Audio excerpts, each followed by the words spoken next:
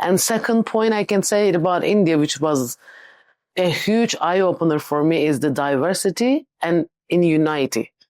I never see anywhere in this world which has this as diverse as India and as united as India as well. And their failure in the first year? That's one of the unique point of this story. Okay. What could have possibly caused that kind of failure? I wouldn't say failure, I would say setback. And I used to believe that this context of decision, strategy, and execution that I have come to define and identify myself with, and the vast majority of those who I interact completely agree. I thought this used to be a limited context, limited only to business. But on a deeper introspection, I realized the same decision, strategy, and execution becomes necessary and vital and forms a core foundation even in my personal life as well as in my spiritual life. So if you have to address a particular market where there is a single common language, English, and everybody's value and belief systems and lifestyle is the same. So you can just engineer one strategy and execute it and see how well it works. If it doesn't, you can fix it and, reintroduce that and you will win. However, that cannot happen as far as India is concerned.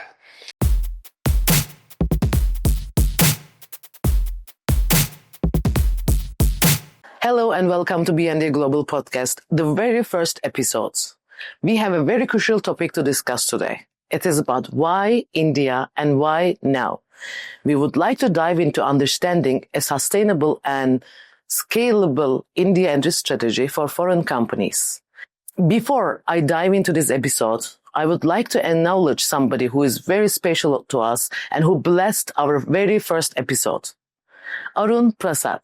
Arun Prasad is not just a name in the business and leadership. He is a force of thought and a builder of ideas. Someone who consistently pushed boundaries across industries and international markets with a commitment of ethics and natural justice. A multidisciplinary strategist, a curious historian, expert in commercializing innovation, and a bold executor.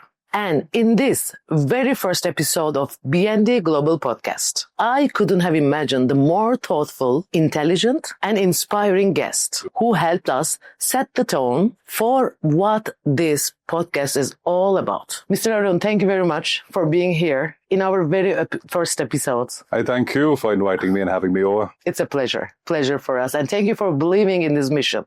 Because, we have a mission here to explain and make India understandable as much as possible for foreign entities so that India is the superpower already.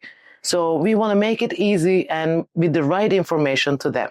And you are the best expertise for that.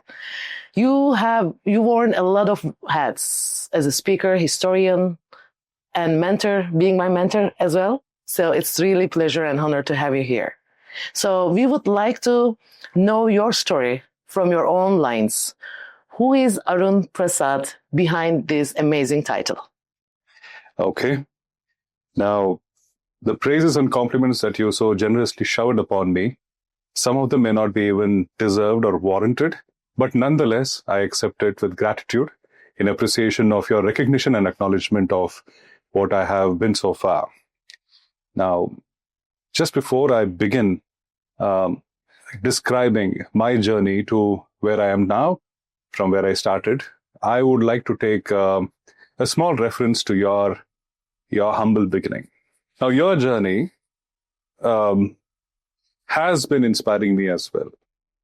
Someone who could come into my country and start out with a multinational corporation in a certain key designation and have an open mind to understand the demand and supply gaps between your country and mine, and striving to ensure that this particular gap is efficiently bridged, paved the way for your trading business, wherein you onboarded your trusted family members and you have grown yourself into someone whom even certain key stakeholders in the business world as well as the governance respect and trust.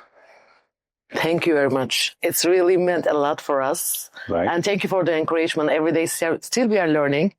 And these journey wouldn't be successful if I wouldn't have mentors like you and the people who cross in my life in business way and in professionally in personal life.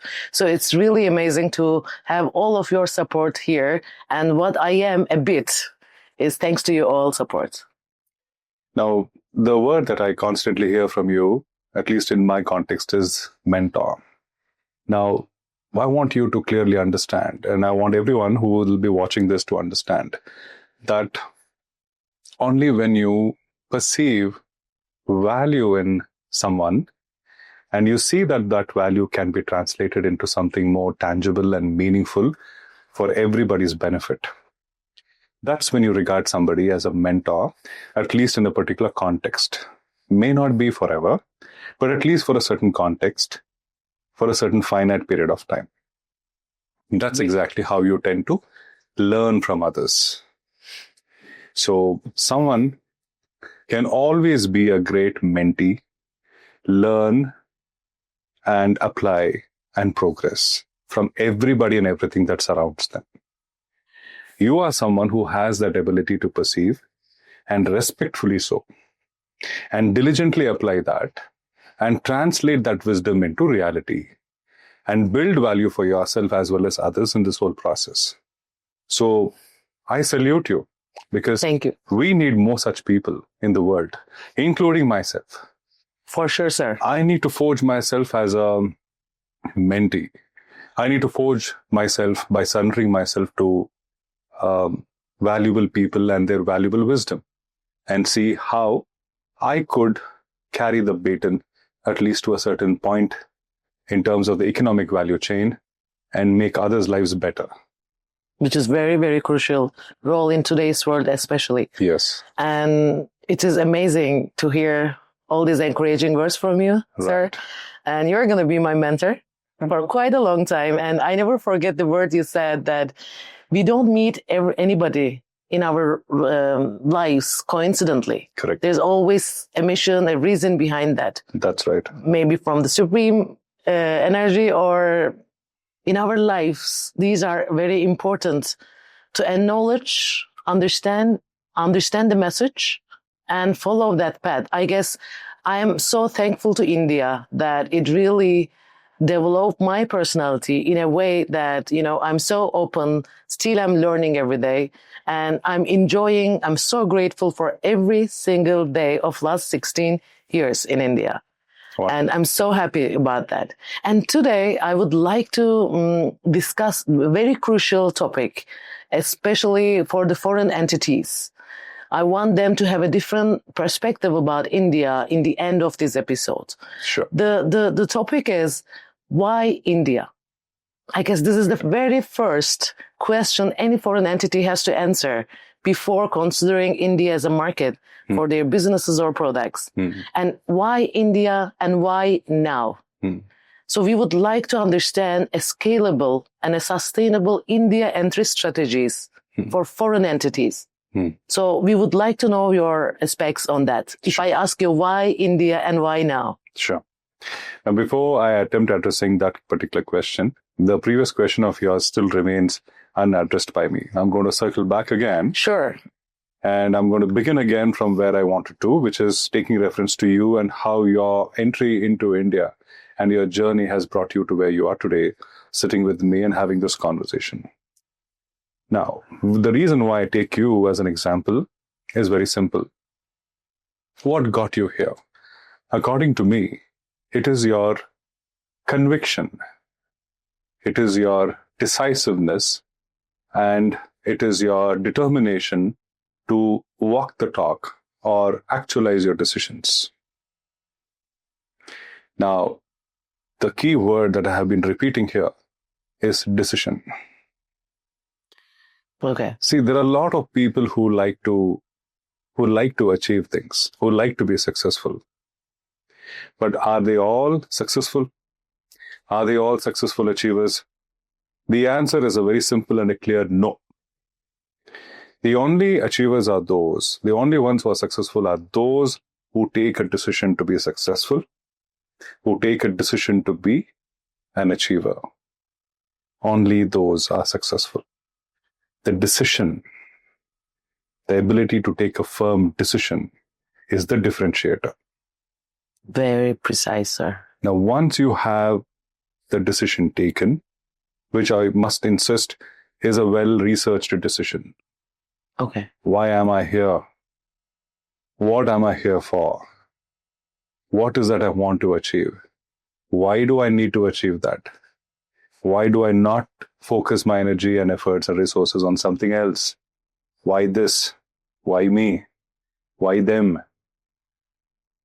And then, do I have what it takes to achieve what I want to? And if I don't have, do I give up or do I find resources? Very crucial again. Right? And if I do find resources, how do I include them in my story? How does it become our story? And once you have the other stakeholders committed to your cause, and then you bring them on board, how do you help them, engage with you gainfully? How equitable are you in your leadership? Right? So these are essential aspects that you must always bear in mind will take you to the result that you want to. And if not done rightly, it is going to steer you away from where you really want to reach. Very true. Right. Now you took a decision, and then to actualize that decision, you planned. Then based on that plan, you made determined steps towards actualizing that plan, which we call a strategy. And then you were diligent and persistent in executing. Right. And while you executed, you would have faced a lot of challenges. True. You would have had to do certain course corrections. So, Like a lot. indeed. Yes. So, when you do such course corrections, you will have to ensure that you don't lose out emotionally. Sometimes you might feel compelled that you are actually deviating from your original course. But then you never know how that deviation can possibly bring forth newer opportunities and possibilities, which could perhaps enhance the very primary cause of what you began to achieve. True. And how you stay committed throughout this whole journey and achieve it. So decision, strategy, execution. These are the three important things. And you are there to guide us as well. So we would like to hear your story also. Indeed. How you can help us in that. I'm reaching exactly there. Perfect. So if you have to understand me, I'm a decision, strategy, and execution specialist. Perfect. Yes. So these are the three words that together define me in one context. And I used to believe that this context of decision, strategy, and execution that I have come to define and identify myself with, and the vast majority of those who I interact completely agree. I thought this used to be a limited context, limited only to business. But on a deeper introspection, I realized the same decision, strategy, and execution becomes necessary and vital and forms a core foundation even in my personal life as well as in my spiritual life. There is only one life, spirituality, where you understand the oneness with anything and everything and everybody.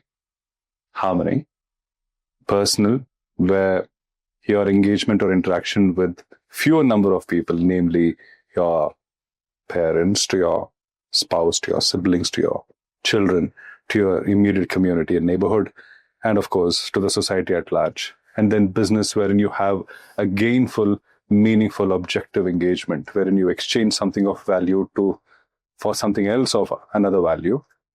All of these things primarily need you to be decisive, strategic, and diligent in execution. So how you do anything is how you do everything. Very true. Right. This is who I am. So almost about 18 years ago, after a good 6 to 7 years of corporate stint, wherein I worked with the Fortune 100 companies in key designations, I came to realize the value that I gave to my superiors while at my corporate engagements. Every time I would take up a certain employment engagement, my primary goal was to understand what is this department and this particular vertical primarily aims to achieve, for who and how. and the people who I work with, my peers, to those who I lead, and also those who lead me. What is that I need to be of value to them? What is that I'm supposed to be doing? My roles and responsibilities, primarily focused on what is the end goal that needs to be achieved as a team as well as an individual contributor. So solving problems which come up in the course of achieving what we set out to do was one critical aspect of my employment engagements. And then eventually, once we get over these problems, we focus on the primary goals and see how we can achieve those. So solving problems and achieving goals were the only two things that have made my very purpose of being employed in these companies. So when I started seeing myself as someone who will analyze a given situation in the background of what one needs to achieve, and then assess the situation to see where we stand versus where we need to be, it became very obvious to me as to what needs to be done. And to achieve what we need to do, I had to gainfully engage others' involvement and their commitment as well. So to get them to commit themselves, both in terms of their mental commitment as well as their emotional commitment and commitment of their efforts and resources, it was important for me to bring forth a certain level of allegiance. Very true. Beyond oneself for a common cause. And how do I achieve that became my primary obsession.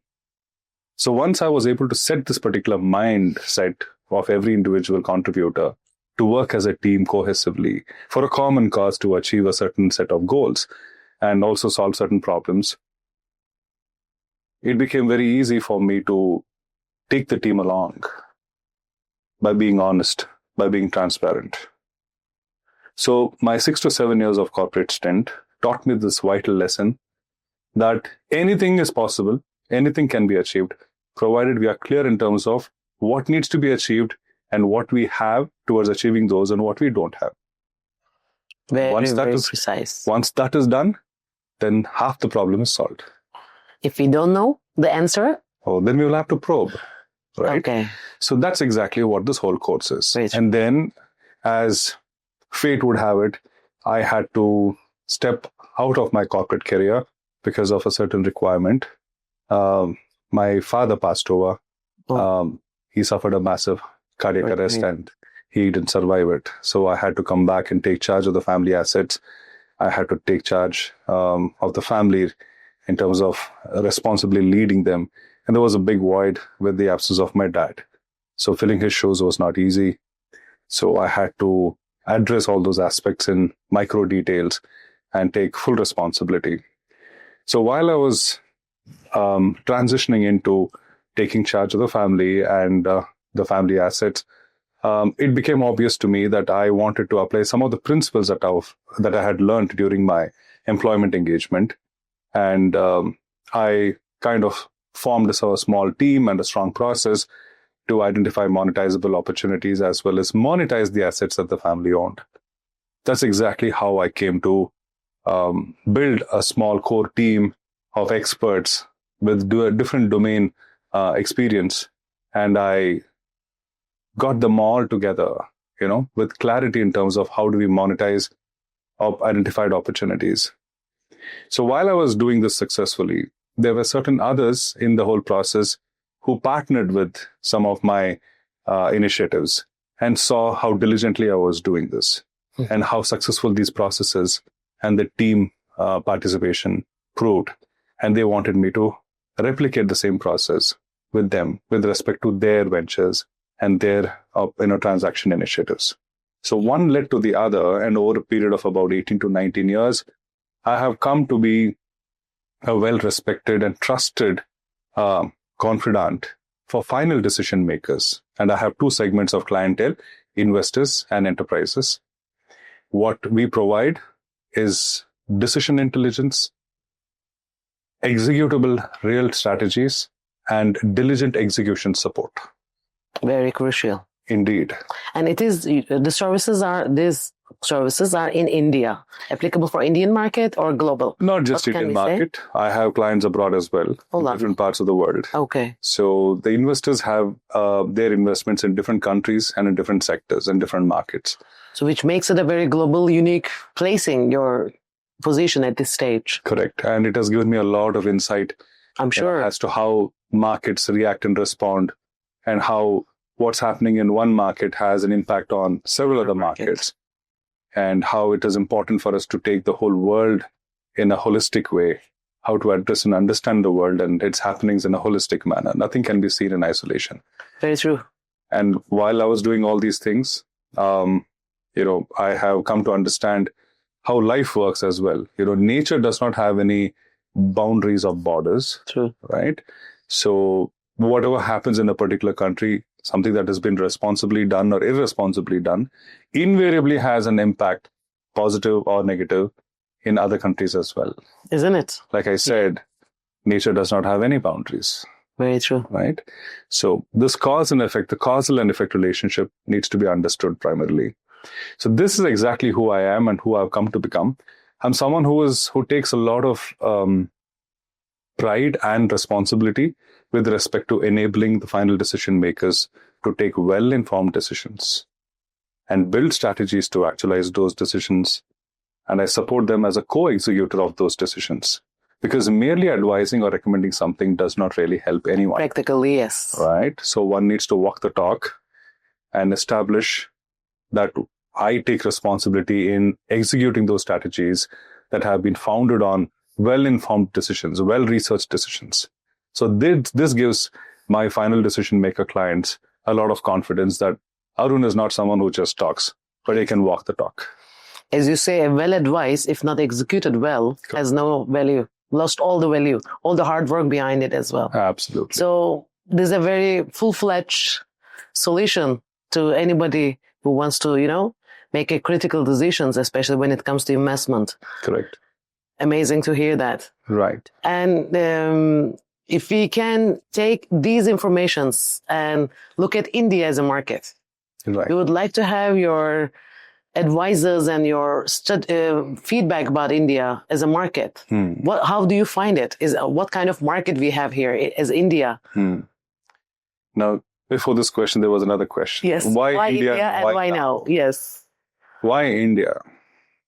Well, why not India? Why not? Yes, I was about to say that. Yeah.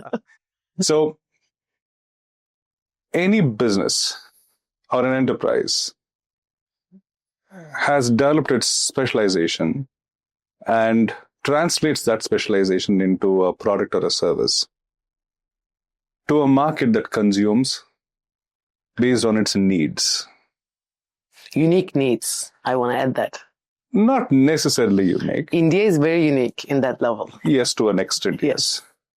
See, we human beings have certain specific needs. Those are primary. Very true. And then there are those other needs which become peculiar because of one's own belief systems. Okay. It could also be these peculiar needs, or rather some needs have become peculiar because of the ecosystem or the environment in which a certain race of people or people of a certain region of the world live. Precise. And that which is done over a period of time tends to become something that people believe as their culture. Indeed. And this cultural sensitivities need to be understood and respected and addressed accordingly. If you ask me, that's the key point. Right. Now, the cultural nuances are vital. Now, we talk about, let's say, what was that you quoted? McDonald's. Yes. Right. And their failure in the first year. That's one of the unique point of this story. Okay. What could have possibly caused that kind of failure? I wouldn't say failure, I would say setback. Definitely they get a different reaction than any other market. If their operating income is less than their operating expense, and if that is the definition of failure, well, so be it. So be it. I'm not contesting that. It's very subjective. But I would see that as a setback. But what is important for us to note as far as the McDonald's story is concerned is that they didn't sit on that setback. They did not accept defeat. True. That brought a certain level of awareness. Maybe the primary reason could have been that McDonald's, with its most important, or rather most acknowledged product, uses beef, perhaps, Yes. the kind of meat that a particular target market and its consumers don't usually prefer for several reasons. True. So you push a product that is really not to the liking of the target audience, obviously has to help you understand that there will not be any takers or buyers. True. Now, if you thought a particular model worked and a particular kind of product worked in a particular market, and the same thing will happen in every other market or every market with every consumer, it is not so. You could try. Perhaps there could be a paradigm shift in your target market's preferences. Maybe they would like to try, or maybe they won't. What do you do? Yeah. So that was the experimental stage, Oh, okay. right? They may have subscribed to the idea of consuming what was being offered. Maybe they could have decided to change their consumption patterns and preferences. True. Maybe they didn't. Maybe the commercial model, maybe the pricing, maybe the location, maybe the packaging, maybe the brand narrative, maybe all those things had to be attuned to the target market or consumer's preferences. What is preference again? It's about a set of likes Okay. and dislikes, right? Each one of us have a certain conscious and subconscious preferences. That which we like, we tend to build a certain affinity. We like to be in the company of some people because we like certain things. True. Right. Now, there are those who may have a different point of view. Now, if you don't have a mind that is aware and alert, subconsciously you might end up assuming that, hey, this person believes in something that I don't believe in. Maybe he or she is not an ally. Perhaps that is not true. Right? Now, where am I getting at with all these kind of insights? So if a brand or a company has to make an entry into a particular market, it is necessary for it to invest itself in terms of understanding what this market is. Very true. What constitutes the market? Where is the demand and why? Where is this demand that is there currently being met? How is it met by who? And whether the demand that is there in the market has been adequately addressed by those who are supplying something that right now we believe meets the demand. Okay. Or is it possible that the demand has not been met sufficiently? Accuracy and accuracy and completeness are two things. Whether it has been met with accuracy and whether it has been met with completeness. True. If it hasn't been, well, you have chanced upon a gold mine. You could explore that. Now, if you have to position your product inside a particular market, what kind of market are we talking about? Are we talking about retail customers? Are we talking about a B2C model? Are we talking about a B2B model, whether it's a industrial product or whether it's a consumable end retailer product that the end user buys, So we need to understand these aspects. Is it food? Is it garments? Is it something to do with the methodology or technology of something, of some product, right? So all these aspects will have to be studied in granular details. Okay. So you will have to make it your business to know the business of your end consumer. Yes. You need to know their likes. You need to know their dislikes. You need to understand what they prioritize. Very true. What motivates them to buy? What's the buying motivation? Is it something that addresses their basic requirement, or is it something beyond basics? Is it aesthetic? Is it a lifestyle product?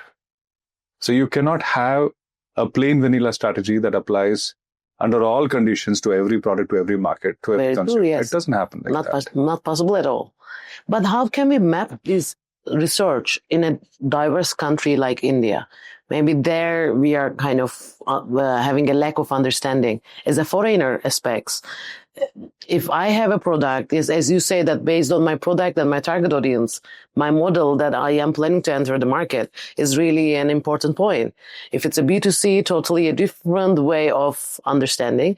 But for us, India is 1.5 billion population. Yes. And 28 states. And every state has their own official language and business culture. And not only between states to state, you have a difference. Every 50 kilometer to 100 kilometer, you can see more minor diversities as well. So considering a huge continent, and I am a foreign brand, we can take an example, yes, but in general terms, how can not get lost in this diversity?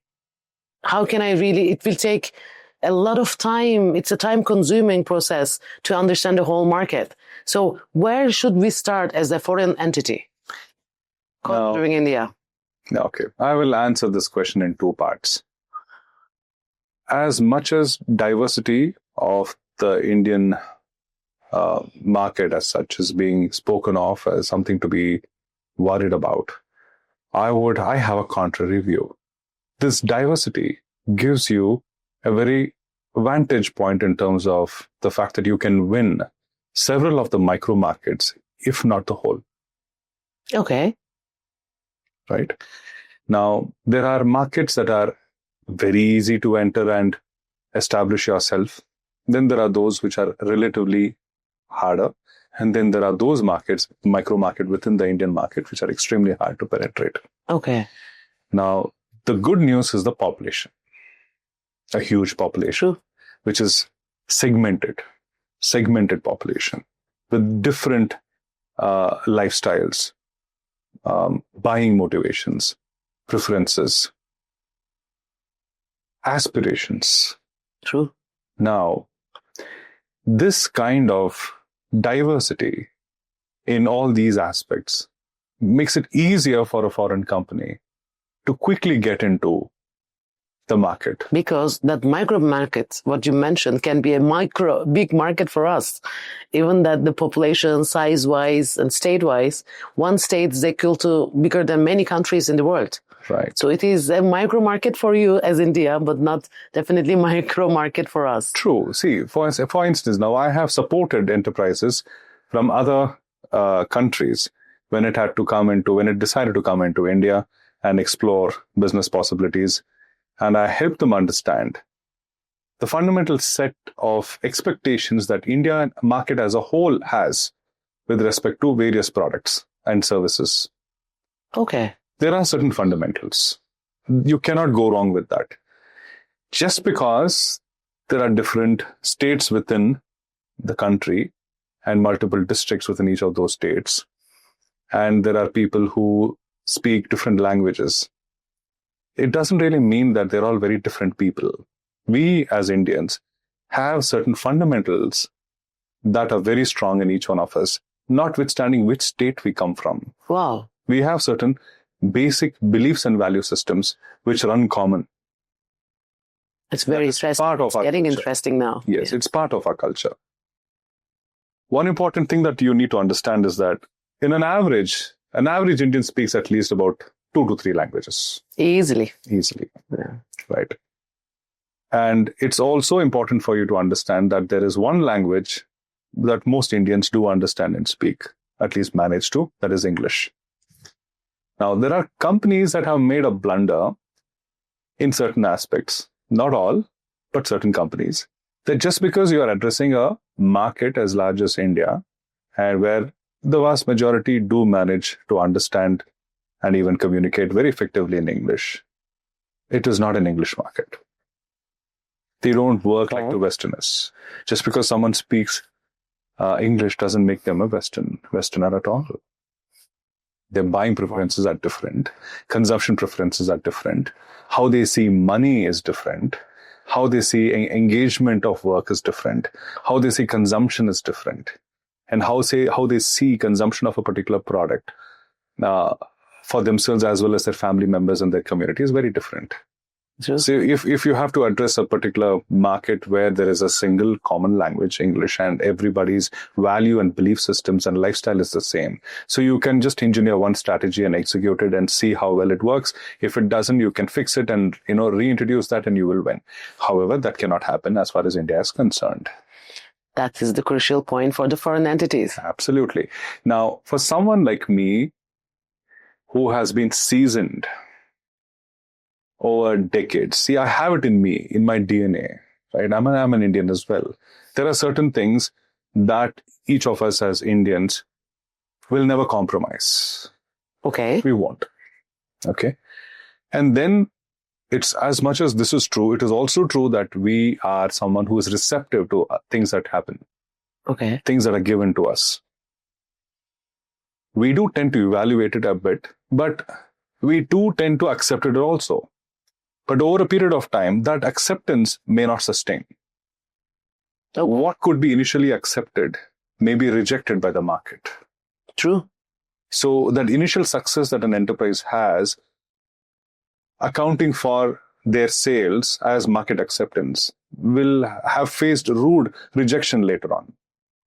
I don't want to take names at this stage. Okay. But then they have learned a valuable lesson that they cannot just push something into the market and perhaps in the initial euphoria, the market has accepted, and that cannot be concluded as something that can be sustained over a period of time. Okay. So those corrections need to be done. And the corrections can happen only when the chief leaders, the chief executives, and their teams are sensitive to the market that they are addressing. Point. They need to learn. They cannot... See, now I have seen for example, Coca-Cola. Now, this is one company that has the world's attention, right? Yeah. Now, as far as the Indian market is concerned, they changed their strategy. They understood what works here. Okay. Be it the quantity or the labeling, perhaps even the flavor, which is supposed to be their unique, the USP as such, that has also made a big impact when it comes to their influence and their acceptance by the market. Okay. Now, in what volume and packing it sells in other countries, it's not the same here in India. True. You can pick up any of those bottles and you can find out the pricing as well. Yeah. And the company encouraged the consumers to consume their product in conjunction with other products also. Mm-hmm. Now, if you understand... The different strategy. For instance, Now let's say it's almost like a common understanding that if someone has to have biryani, it goes pretty well with thumbs up. Or some people prefer Sprite, or most people prefer Coca-Cola. At least that's what I've heard. Right? Why is that? One needs to understand that. Okay. Right? So if you have to see companies that come up with a commercial model, they usually tend to, let's say, add on these products along a particular order that has been made. So that added value has to be culturally linked, is what I understand? Correct. So was this part of our culture 100 years ago? No. Not really. This is something that came in much later. And it has also become, it's almost a stereotype now. Now, will this trend continue forever? We don't know. But it has continued and sustained for a considerable period of time. Successful. Right? At this stage, yeah. Now, let's say let's say a particular micro market gets sold out for a particular product. The company's got its act together with respect to the quantity, the pricing, the packaging, the labeling, the narrative. And let's say all tricks in the trade has been put in execution to ensure that the consumers are sustained in their interest. Can that be replicated in other micro markets? Yes, it could be. True. But the sensitivity to the other micro market has to be understood first. So you mean if a product enters to Indian market in North India, then it works successfully with a strategy, and they're successful with their entry to North India. So you mean that they can implement the same strategy in South India and proceed further? Not entirely the same strategy. Okay. Maybe in several aspects the same strategy, but there are certain nuances that need to be understood. Okay. And rightly configured. and re-engineered Okay. to other parts of the country. Oh, that is important. That is so because there's not, in fact, there is no one strategy. No. There's no one implementation, No. and one success means success in India. Correct. That's what I can summarize in my understanding. You have understood it right. Perfect. This is very interesting to hear the aspects and the perspective of yours in regards to India, which I also still didn't know a few points, which was very interesting, the fundamental part especially. And what is the Indian consumers' perspective in regards to foreign brands? Maybe we would like to discuss a little bit about that. Do you think foreign brands are accepted in today's India? Is it different than before? Indian consumers as such have always... Are they changing and evolving as well? Of course, absolutely evolving and changing. Preferences are also changing. The good news is that Indians as such have always been very interested in what's happening outside of their country. Sure. Always. Be it what is being consumed outside in terms of edibles, what is being consumed in terms of entertainment, all of this. So when companies from other countries come and position their products here, initially it is seen as something that is trending and something like of a lifestyle. Like, hey, I'm consuming a product of a multinational corporation. I can afford it. Prestige as well. I like it. And I identify myself with that. Now, this was one big wave that most of the multinational corporations or foreign nationals took advantage of, in terms of the perceived value that a consumer in India tends to have, identifying himself or herself in consuming a product of a company that comes from abroad, of another nationality. A certain sense of respect, a certain sense of preference, a certain sense of distinctness that, hey, I'm not just doing this, I'm consuming that as well. Okay. Now, does this trend continue? Yes and no. Okay. Because the consumer out here in India has evolved. Now, has evolved to a point where he or she is questioning, is this important for me? Is this necessary for me? What value is it really giving me? Okay. Do I even need it? Can I afford it? There's a lot of questions comes. A lot of questions. With that. Even at the very primary level, these questions do come up. So this is the kind of awareness that a consumer has evolved and achieved over a period of time. So it's more than just a sense of identity that one tends to build with respect to their,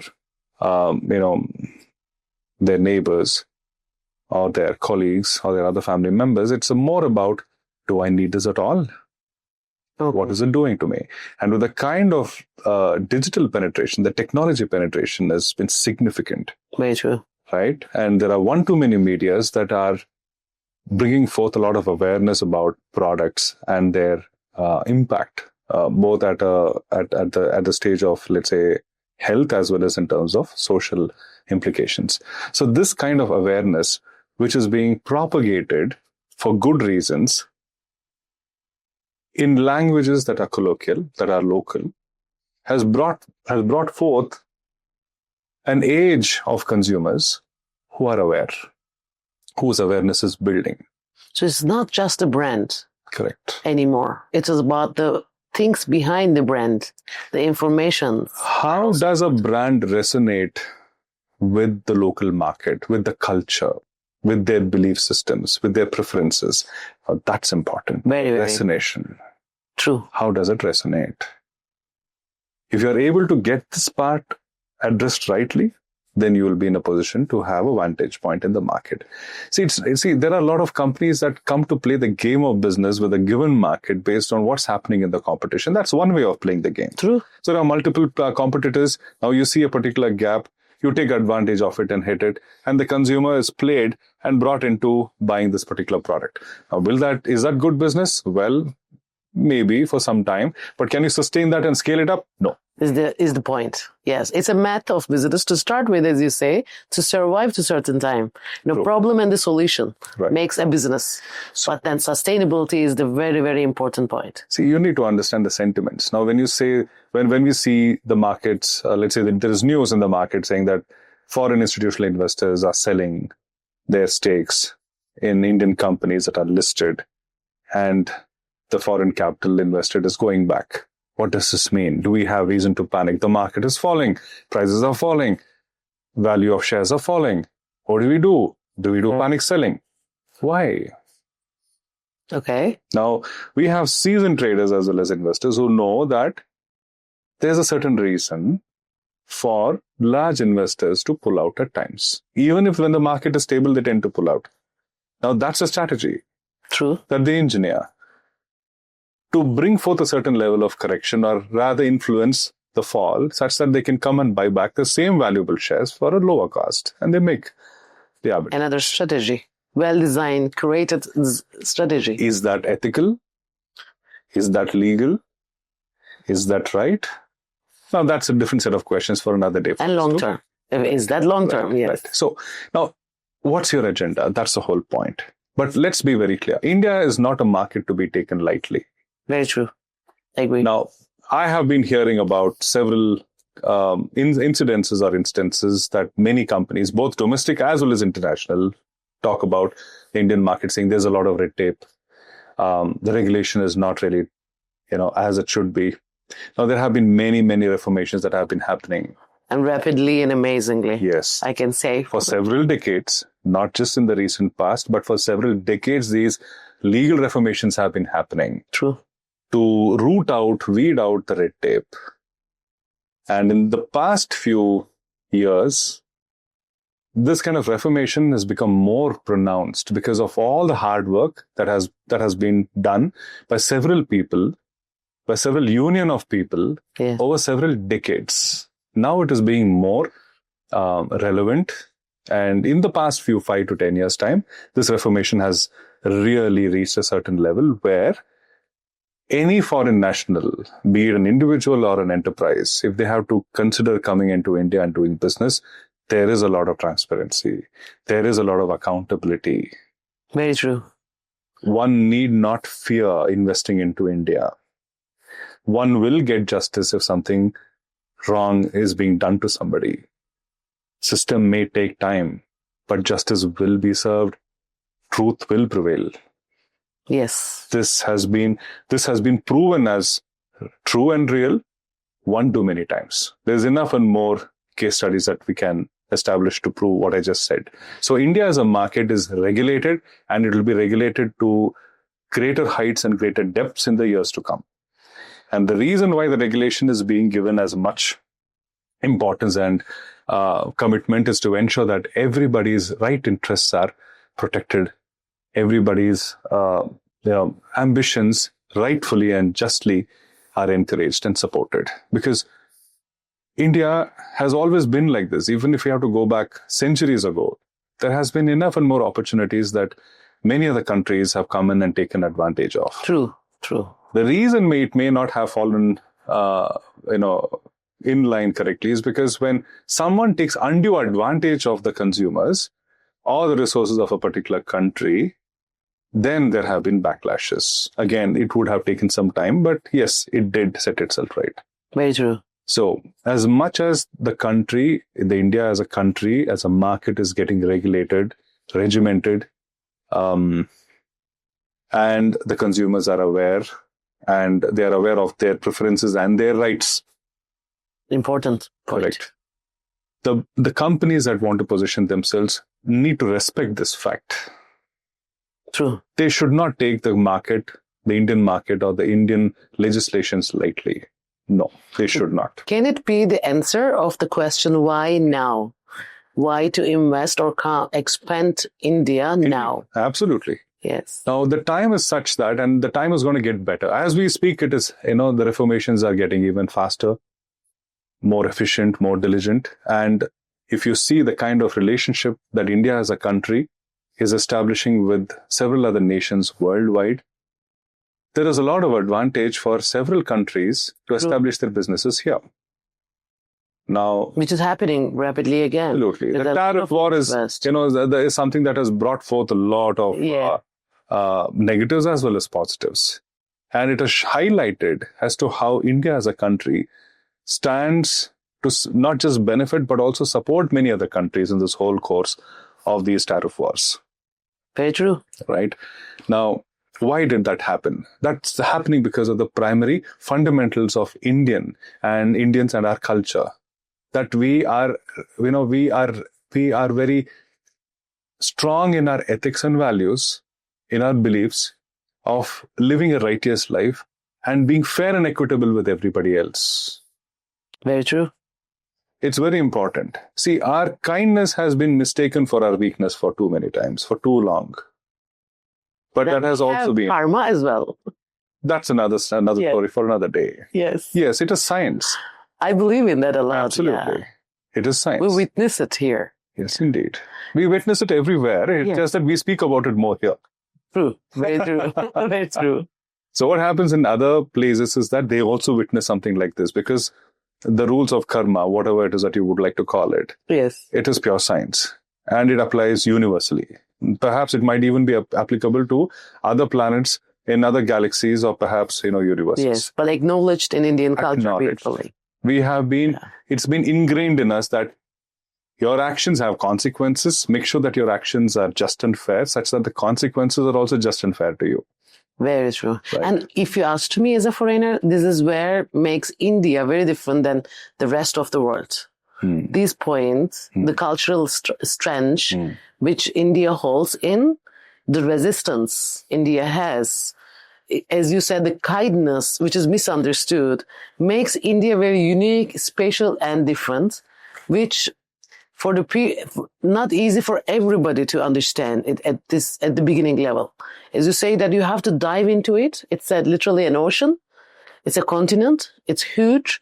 And if you dive into it and trust the process, then India is really wonders for any business and for, as you said, on a huge level of personal level. It's not just a business. It's not all about the business. I'm going to add one more word to what you just said. Resilience. Indian market, Indians have gone through one too many turbulences.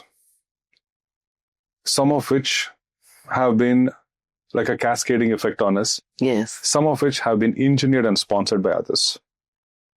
But notwithstanding the intent behind or the cause, there is a certain level of resilience that we are capable of. We jump back, we bounce back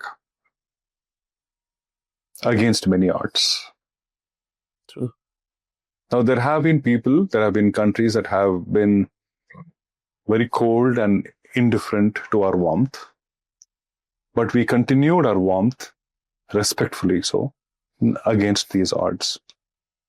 And the same countries that have been indifferent to us when things have turned against them have come to us with extended hands of friendship, with a certain motivation, which we are aware of. Yet, we still stand strong in what we believe as being fair and equitable under all conditions. This is a uniqueness that we have. Agree. 200%, I can say. It will not take us much time to lose our ground and react. We don't react. We respond.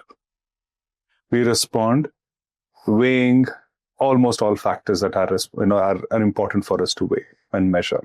This is something that is there in most of us. Yes. Call it cultural, call it genetic, call it whatever. There have been companies and countries that have tried to impose their culture upon us. Yes, most of us do tend to sway in that direction when we get carried away by the glamour of it. But invariably, we tend to come back to our roots. Something in nature brings us back to our roots. What I call it has to be washed with Indian culture to be integrated in India. Any culture is most welcome, yes. But then it has to be integrated with Indian culture, then to be accepted in long term. That's what was I guess, one of 2 points which I really had a cultural shock here. So it looks like another country's culture, but it's integrated so beautifully with the Indian culture, then only it's accepted. And second point I can say about India, which was a huge eye-opener for me, is the diversity and in unity.